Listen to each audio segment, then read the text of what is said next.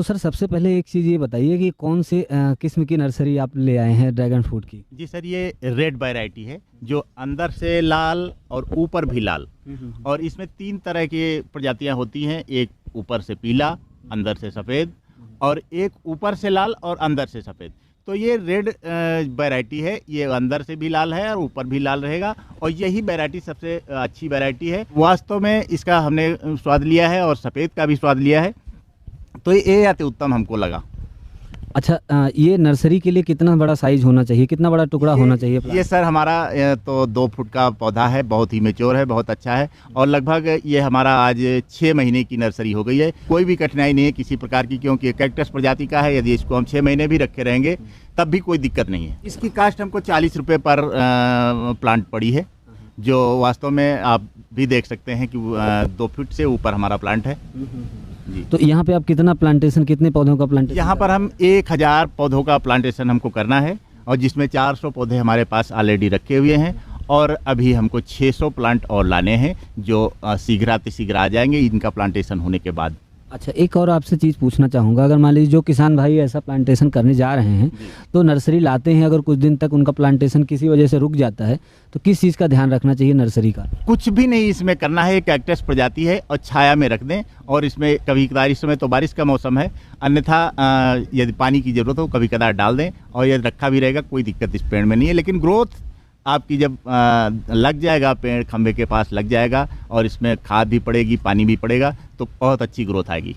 अच्छा, तो अभी मान लीजिए 400 पेड़ लाए हैं और 1000 पेड़ का आपका टारगेट है प्लांटेशन का, ठीक है? तो अब मान लीजिए आप 50 पेड़ ले आते और उसको तैयार करते और उसके बाद जो है आप 1000 पेड़ का प्लांटेशन करते, तो आपकी कॉस्ट रिड्यूस हो जाती? नहीं, कास्ट रिड्यूस की बात नहीं है सर। होता यह है, जितना ही हम छोटे से काम शुरू करेंगे उतना ही ग्रोथ, क्योंकि 2 साल से पहले इसमें कोई कटिंग नहीं मिलेगी, कोई नर्सरी हमको नहीं मिलेगी।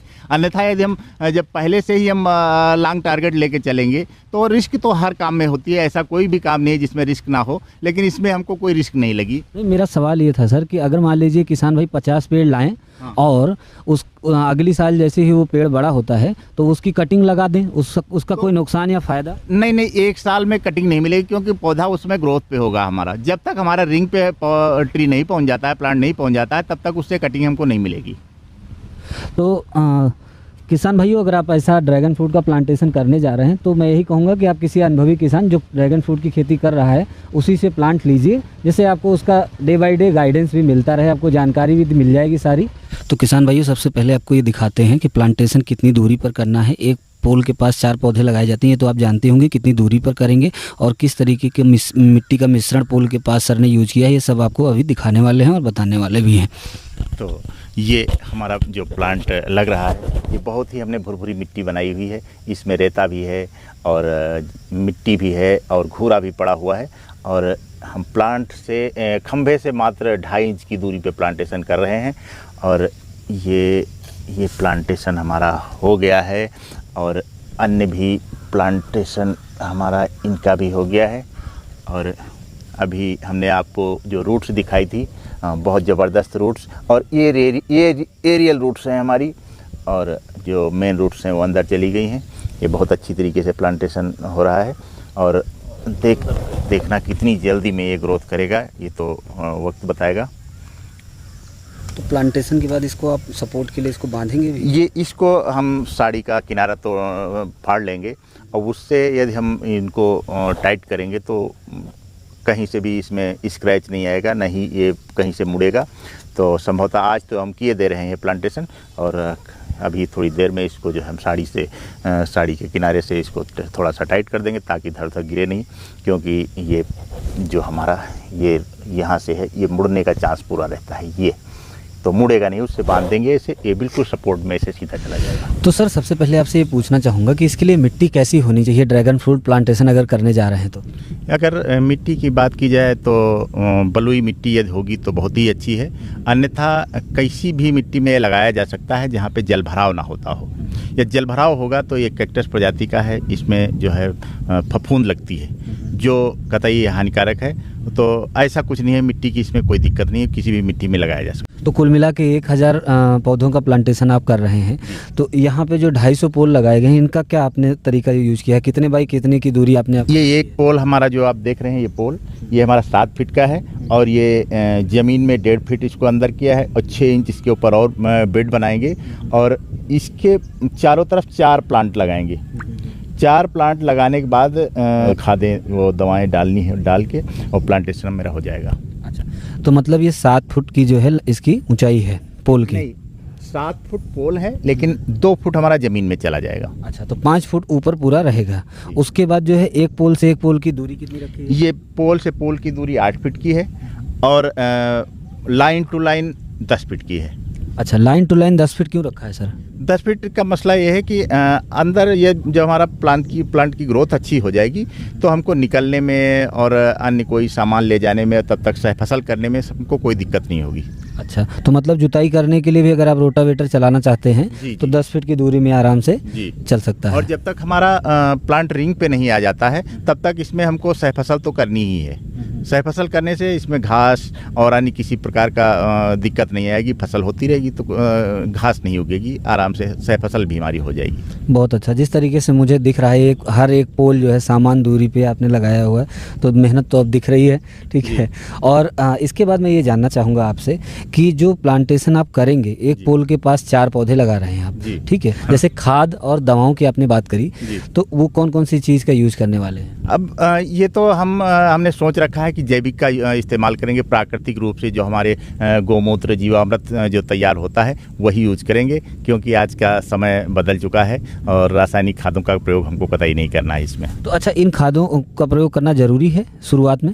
जी बिल्कुल ज़रूरी है। अभी से जो करेंगे तो इसमें दरअसल कोई मूसला जड़ नहीं होती है, बिल्कुल ये समझ लो एरियल रूट टाइप की छोटी छोटी जड़ें होती हैं। उनको जो है जितना पोषण हम जितनी जल्दी दे देंगे उतनी ही जल्दी हमारा पेड़ ग्रोथ कर जाएगा। अच्छा, तो एक पोल के पास 4 पौधे लग रहे हैं, तो कितनी खाद दे रहे हैं?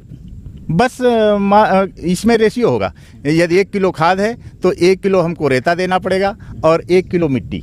मतलब ये 3 पार्टों में होगा हमारा। रेता जरूरी है और घूरा की खाद जरूरी है और मिट्टी जरूरी। घूरा की खाद मतलब एक तरीके का वर्मी कंपोस्ट कह लें? हाँ, वर्मी कंपोस्ट कह लें। यदि नहीं उपलब्ध है तो अभी तो हम ये घूरा ही डालेंगे, नॉर्मल गोबर की खाद। ठीक, आपने एक चीज़ जैविक खाद की बात करी, तो क्या जैविक खाद से उत्पादन में कोई ज़्यादा मिलता है या रासायनिक से ज़्यादा मिलता है? कोई ऐसा भी आकलन है क्या? नहीं, जैविक खाद ये जिस प्रजाति का पौधा है, जैविक खाद ही अच्छी रहेगी, क्योंकि ये इसका कोई फसल नहीं है, ये पौधा है।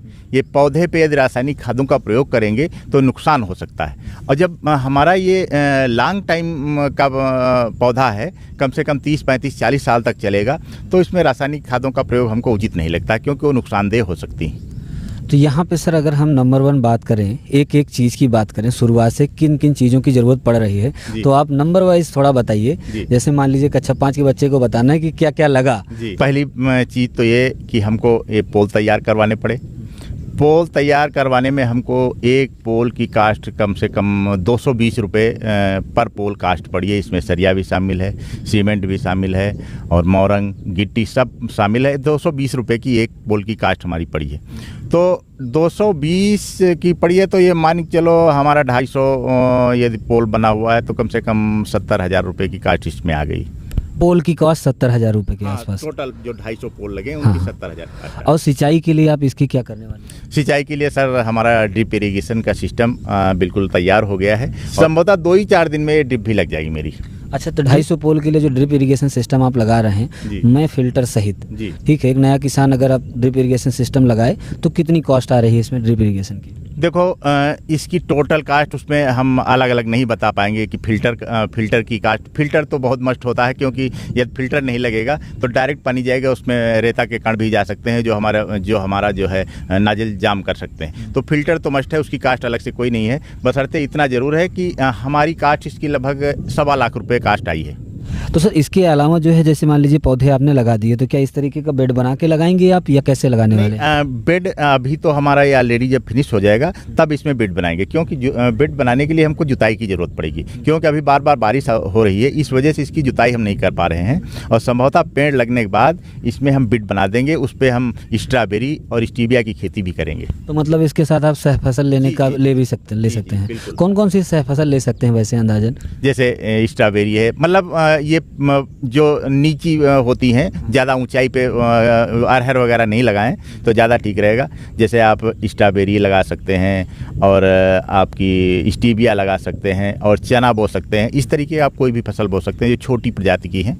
एक सवाल और सर जी, कि ड्रैगन फ्रूट का प्लांटेशन कब करना चाहिए, इसके लिए कोई सही समय और कितना पुराना पौधा जो है यूज करना चाहिए प्लांटेशन के लिए? देखो प्लांट की मेच्योरिटी बहुत ज़रूरी है। जितना ही हमारा प्लांट पुराना होगा उसकी रूट्स उतनी ग्रोथ जल्दी करेंगे। और रह गई बात प्लांटेशन कब करना चाहिए, तो ये अगस्त से सितंबर के बीच में कर देना चाहिए प्लांटेशन। तो सर ड्रैगन फ्रूट की जो है पहली फसल कब तक आ जाती है? मतलब लोग बोलते हैं साल भर के अंदर आ जाती है, पूरी कॉस्ट निकल जाती है। आप क्या बताना चाहेंगे सर? देखो रही फ्लावरिंग या फ्रूट की बात, तो लोग तो कहते हैं 6 महीने में, साल भर में आ जाएगा, लेकिन वो ये मात्र हम तो ये मान के चलते हैं कि ये खाने पीने भर को भी हो जाए तो बहुत अच्छा है, लेकिन फ्रूटिंग हो जाएगी 1 साल में, ये पक्का है। तो साल भर बाद ये पौधा जो है पूरा यहाँ पोल के बराबर हो जाएगा? जी बिल्कुल हो जाना चाहिए, क्योंकि हम दूसरे लोगों का देखे हैं, बाराबंकी भी देखे हैं, शाहजहाँपुर भी देखे हैं, जौनपुर भी देखे हैं, तो उनकी ग्रोथ साल में आई है, अच्छी है, ग्रोथ आई है, खंभे तक पहुंच गया है। दोस्तों हम जरूर कोशिश करेंगे कि 6 महीने बाद एक रिव्यू वीडियो, ये किसानों ट्यूब के लिए भी एक चैलेंज है कि 6 महीने बाद हम इसकी ग्रोथ क्या हुई है और हमने इसमें और क्या क्या नई चीज़ें करी हुई है वो आपको ज़रूर अपडेट करेंगे। और साल भर बाद जब पहली फ्रूटिंग आएगी तब भी हम इस पर एक वीडियो ज़रूर लेकर आएंगे। तो एक बार वीडियो को लाइक कर दीजिए और चैनल को सब्सक्राइब ज़रूर कर लीजिएगा।